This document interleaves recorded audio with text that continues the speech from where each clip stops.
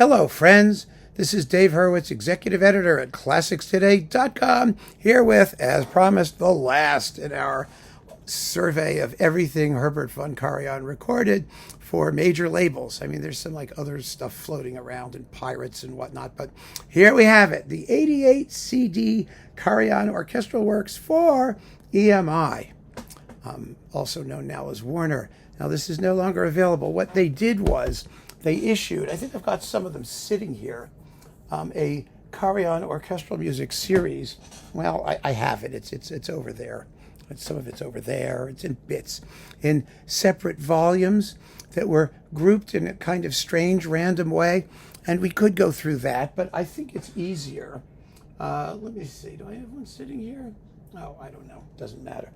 It's easier, and I think will preserve our sanity and more efficient to go through this 88 CD thing, because it's all the same stuff. It was remastered in the other series, and I don't know what happened to it, if it's still around or not, but let's just take it out of its little sleeve. Here they all are, all 88 CDs. Kill me now, right? And it comes with a booklet. Yeah. Now, the weird thing, I'm going to do the booklet, because you have a complete track listing, which is great. You know, the funny thing about this stuff is that Karajan's orchestral music for EMI, his orchestral recordings, never got the attention that his DG stuff did. And there's a lot of duplication for both labels. The EMI stuff largely sounded better, especially after the Philharmonia got going, recording in that room, which was never a great room. They used to record, I think, in the Jesus Christuskirche in Berlin, which was a much better acoustic environment sometimes. Sometimes it was echoey and horrible, and we'll get to that too. But let's just start at the beginning. I mean, when Karajan was doing mono things with the Philharmonia, that is, I think, in many respects, the most interesting part of his legacy for EMI, because it was music that he didn't re-record, a lot of it, and he was just starting out, and he was working with the Philharmonia, which was a fine orchestra, but he hadn't Karajanized it. I mean, it was recording with Otto Klemper and all these other people. So, he didn't have a chance to gum up the works the way he later did. And that's what we're going to focus on, because the stuff that he duplicated elsewhere, most of it is, depends. You make your pick. So it begins with, let's see, in 1946 or whatever, he's with the Vienna Phil Strauss collection. Does anybody care? No, I certainly don't. Then we've got an overture collection of von Reznicek and Strauss, more Strauss stuff with the Vienna Phil from 1947, 46, 47, 48, after he had been officially denazified. And then we've got Brahms, Symphony No. 2, which he recorded 1 million times. These are all with Vienna. And Mozart's Masonic Funeral Music and Strauss's Metamorphosen, which is one of his quicker versions. It's only 26 minutes. But Karajan also, the other thing I need to point out about this stuff, especially the Vienna period here. Let me just finish the Vienna period. The Mozart Adagio and Fugue and K546 and some other goodies. Beethoven's 5 and 8 with the Vienna Phil. Mozart German Dances and Symphony No. 33. Schubert 9. This is all with Vienna from 46, 47, 48 in there. Eine kleine Nachtmusik, Marriage of Figaro Overture, the Clarinet Concerto, Symphony 39. And let's see, Chabrier's Espagne, Tchaikovsky's Romeo and Juliet, and the Pathetique Symphony. And then we've got Beethoven's You Know What, the one you wear a tie for. That I don't have a tie with me, so I can't talk about it. Vivaldi, The Four Seasons, with Anne-Sophie Mutter and the Vienna Philharmonic. Well, it's because all the Vienna stuff's in one spot, you see. That's from 1984. She wasn't around in 1946. Okay, so that's the Vienna stuff.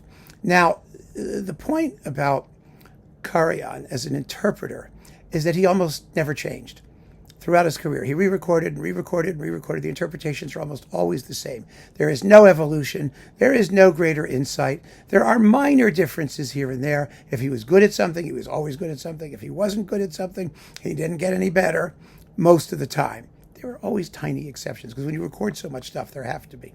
But now we're going to do the Philharmonia stuff. Now, this is the really interesting stuff. It's mono, mostly mono anyway, but it's really mostly terrific too. and especially the things he never recorded, like the Balakirev First Symphony and Roussel's Fourth Symphony. Yay! From 1949. And it was in good sound, too. They sounded really good. Then we've got his Beethoven cycle with that orchestra, which a lot of people prefer to his Berlin ones because the orchestra had more flavor, or maybe a more Beethovenian flavor than the Berlin orchestra did later on. So you've got the Beethoven cycle with some overtures attached to it. And then you've got Bizet, Carmen, and L'Arlésienne suites, of course. Opera Intermezzi. He did Opera Intermezzi, the Opera Intermezzo record, like in stereo and mono, a million times, and he did that stuff wonderfully. So you've got the Pagliacci Intermezzo, the Notre Dame Intermezzo, and Chovanstra, a Dance of the Persian Slaves.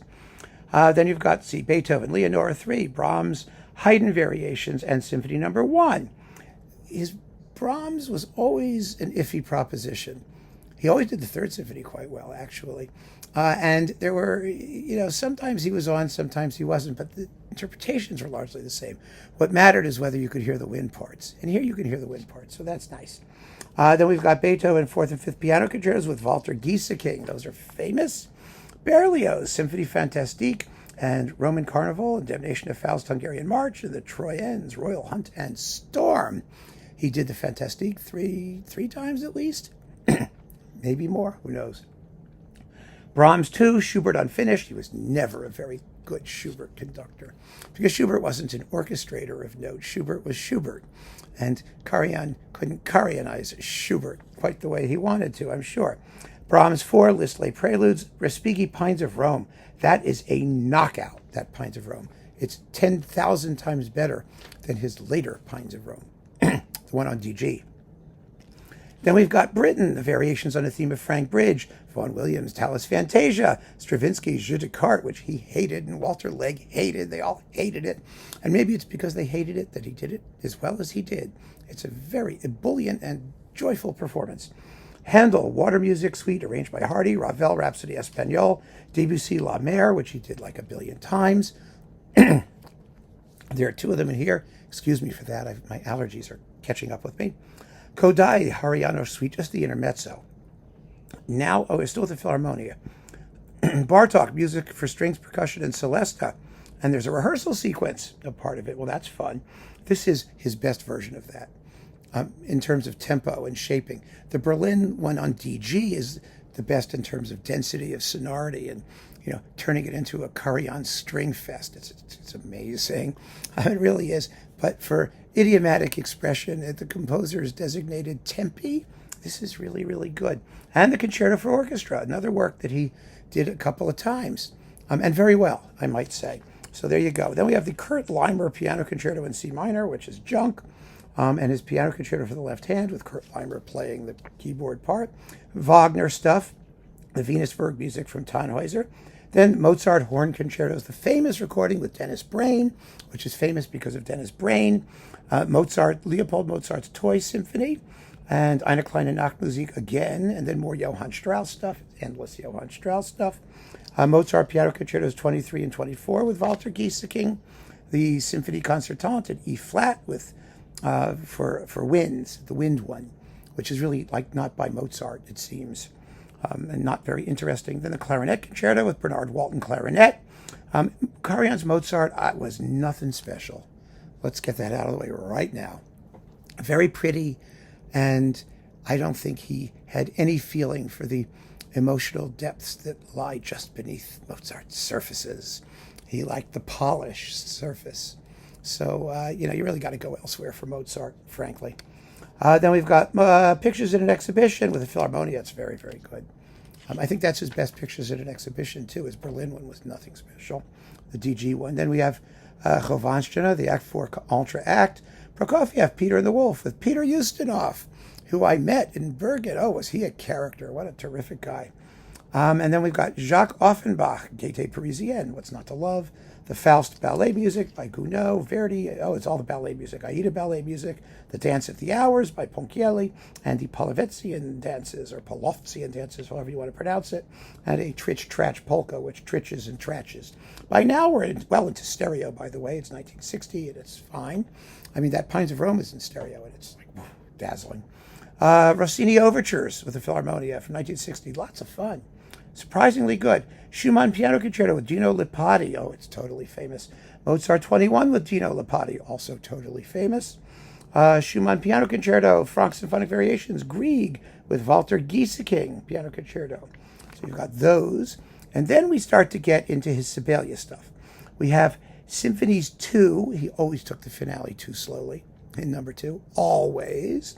Number 5, which is quite good. Finlandia, number 4, which is fine. And number 5, again, in mono, because the other 5 is in stereo. Number 6 and 7, and Tapiola, which are also mono, and they're very good performances. I mean, did any other conductor do Symphony number 6 3 times? The third one is in here too. We'll get to it later. Okay. Now we've got, let's see, just disc 39. So we're moving very quickly. We have about 88 of these suckers.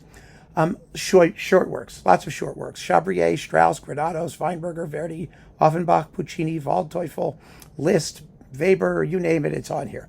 Strauss, Richard Strauss, Don Juan, Till Eulenspiegel, Death and Transfiguration. He was always terrific at that stuff. The Death and Transfiguration is a little bit on the slow side, I think, but the other stuff is just marvelous. Tchaikovsky 4. Yeah, Karajan was a great Tchaikovskyan. Always a great Tchaikovsky. I think because he could focus on sheen and surface, because the passion and emotion is on the surface when it comes to Tchaikovsky, right? Isn't that true? So all of his Tchaikovsky is worth hearing. Tchaikovsky 4, 5, and 6. So there you go. Then you've got another Tchaikovsky 6. Let's see, it's 52 and it's 55. He did it in stereo, I think, is the difference. And the Nutcracker Suite and the Swan Lake Suite and the Sleeping Beauty Suite and more Wagner Venusberg music. And then the 1812 Overture, and then overtures by Supe and Offenbach and Mozart's Prague Symphony. See, all this stuff, it's like all jammed together on a disc. It's a little bit of a grab bag. They tried to sort it out in that later Karajan remastered edition, but it's still a grab bag. It really is. Then we've got the Opera Intermezzo disc. Oh, it's so wonderful, both of them. This one and the one on DG. Mascagni, Kodai, Bizet, Massenet, Granados, Borodin, Chabrier, more Chabrier, Handel, Strauss, Waldteufel, Supe, Weinberger. Oh my God, it's everybody in the universe. That's like part of the Opera Intermezzo edition. I mean, they were all mixed up. Okay, disc 47. Now we're on the Berlin Philharmonic, and this is where things start to get a little dicey, because some of this Berlin stuff was good, some of it wasn't. First, we have the Bartók Concerto for Orchestra and Music for Strings, Percussion, and Celesta again, because he started remaking everything in Berlin. And much of it was better in London with the Philharmonia, with the Berlin Phil. This is from 74 and 1960. The Music for Strings, Percussion, and Celesta in this performance is lousy. It's absolutely lousy. It's slower. It's not as well played. It sounds gray and thick and awful. I mean, later when he fully Karajanized it, it was much better. Much better. The Concerto for Orchestra is not so terrible, but not great either. His later DG one is better. Beethoven Piano Concertos with Alexis Weissenberg. These are weird. Ooh. Nobody's ever had a good word to say about them. They don't bother me so much. They're just not anybody's idea of the best Beethoven piano concertos. You know, Weissenberg is his usual hard, clattery self. Although I kind of like some of the hard, clattery stuff, and, you know, The Emperor, which could sort of bog down and whatnot, but no. The Triple Concerto with Oistrakh, Rostropovich, and Richter, where the three, trio people all hated each other. It's boring, in my view. The Brahms, Haydn Variations, Piano Concerto No. 2 with Hans Richter Hasser. None of it interests me. Brahms' Tragic Overture, Hindemith, Mathis der Mahler from 1957. Dreadful. Probably the worst Mathis der Mahler ever. He did it because Furtwängler championed it. And he was out to show, I think, what he in Berlin could do with the music that Furtwängler championed. I just think it's lousy.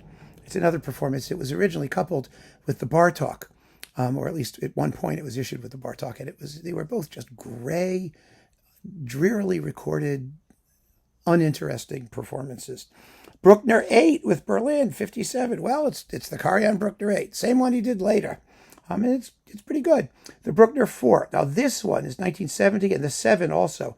They're recorded in an echo chamber, and the 7th had a 4-bar bit of the finale missing, which nobody ever notices because it's just repetition anyway. I don't think it was restored for this. It they fixed it later. But in any case, the Romantic, oh my God, it's virtually unlistenable. It's just this big, blowsy, you don't hear the horns. It's all just swimming in resonance. It's horrible. Then we've got La Mer, Bolero, Prelude to the Afternoon of a Faun, Alvarado del Gracioso, and La Valse. Part of those are with the Orchestra de Paris, which are more fun than the ones with the Berlin Phil. Trust me on that. Believe me. Dvorak 8, he always did it wonderfully, and it's beautiful. And the New World, nah, he never did that so well. But the 8th, yeah, that was special. Oh, another New World. Why not? Why not do them in 1957 and 1979? You can compare and hear the difference in how much more glutinous the orchestra became string-wise.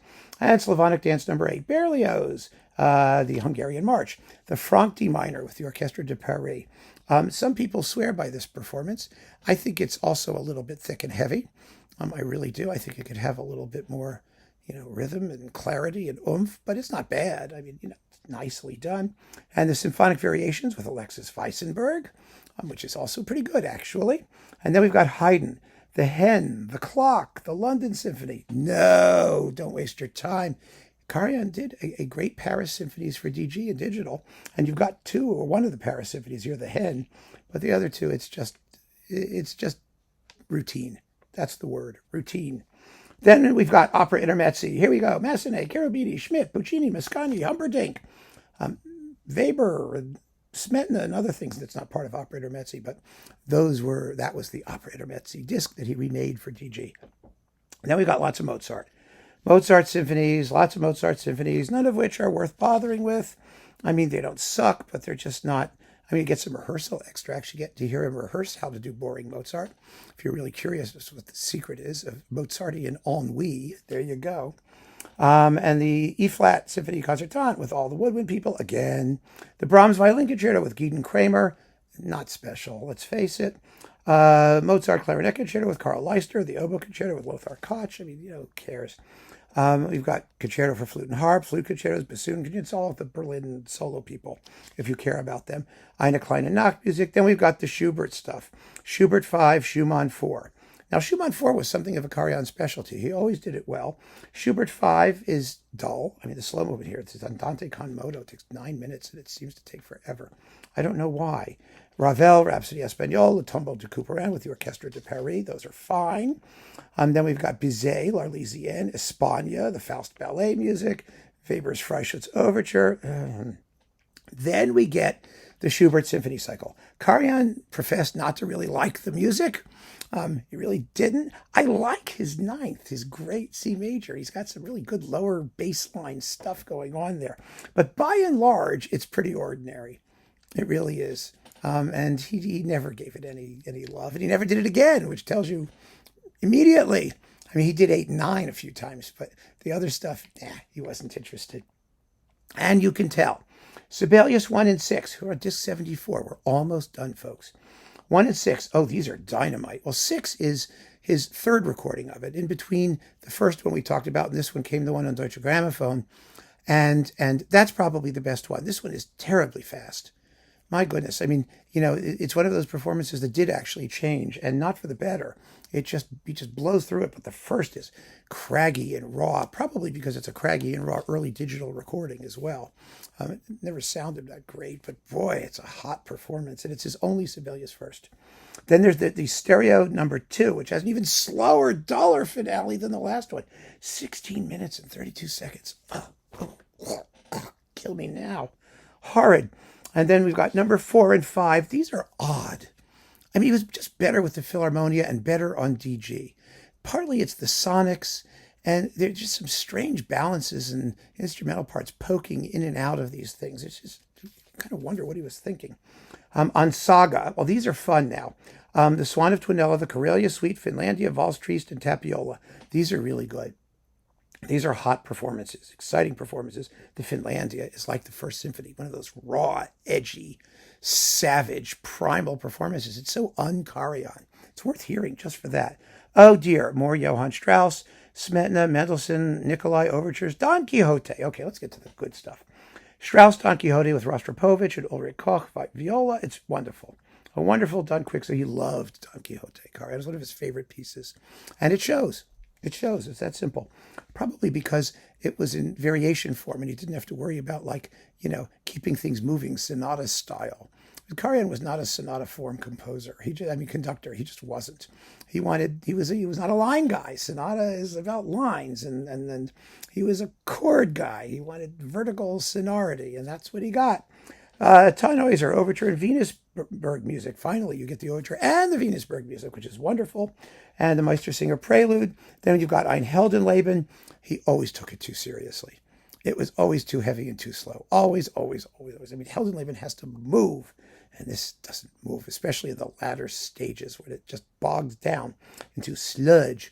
Flying Dutchman Overture, fabulous. Parsifal, Preludes to Acts 1 and 3, fabulous. Richard Strauss, Sinfonia Domestica, endless fun. Here he has a good time. He really does. And they play the daylights out of it. He also didn't record that again for good reason. And then we've got, Tristan and Isolde, Prelude and Liebestod, fabulous, yes. Lohengrin, Preludes to Act 1 and 3, those are very good. Tchaikovsky, Piano Concerto No. 1 with Weissenberg and the Orchestra de Paris. And Rachmaninoff, Piano Concerto No. 2 with Weissenberg and the Berlin Philharmonic. They're just slow and heavy. And Then we've got, again, Tchaikovsky 4 in Berlin, Tchaikovsky 4 again in Berlin, Tchaikovsky 5, Tchaikovsky 6. He's doing them again and again and again. Then he did them all again for DG, and sometimes he did them twice for DG. Then he did them all again in Vienna. I think he did 4 or 5 of each one of these symphonies. Go take your pick. I think probably his vintage 70s DG ones are the best overall, really, sonically and performance-wise. Then we've got Telemann, trumpet concerto. Oh, it's trumpet concertos with Maurice Andre. Well, who cares? And the Handel Water Music Suite, again, arranged by Hamilton Hardy. And then 87 is all Wagner. Wagner, Flying Dutchman, wonderful. Tannhäuser, wonderful. Lohengrin, Prelude to Act 1, wonderful. The Meistersinger, Prelude, terrific. Tristan and Isolde, Prelude and Liebestod, even slower than the last one, which was 18 minutes. This one is like 21. And then Remembering Karajan is disc 88, one of those discs of memory things that you can listen to and see whether people remember anything interesting. I don't care. That, my friends, is this. The EMI Karajan orchestral music box. And what a box it is. And I'm done doing Karajan for the time being, at least, until they remaster what they've already remastered and we get to do it all over again. So keep on listening, friends. Thanks for joining me. Take care.